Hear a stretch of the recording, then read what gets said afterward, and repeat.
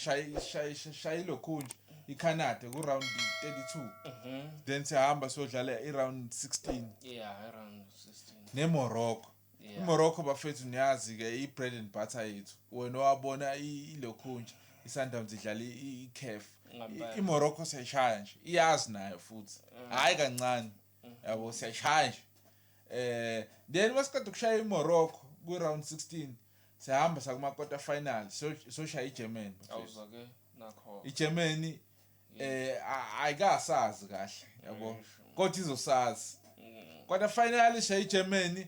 cause bafethu siqale ngalabo abancane yabo siyanyukela manje shaya iGermany then bese hamba sakusemi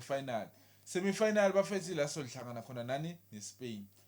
manje mawubheka kuzoba uyama mashaya iSpain yabona ila khona umfukeng enzombona kahleke ese computer uzothi uyamali attacker ngapha umfukeng attacker ngale yabo so kuzobe kahle kuzobe kutshengisa ukuthi ubani ngempela iBarcelona kumele imprioritize yabo so ungayenzi leyo nto so ungayenzi leyo nto so bafethu then masiqeda kushaya iSpain kwisemifinal then angithi ziyakhala ngapha ziyakhala nangale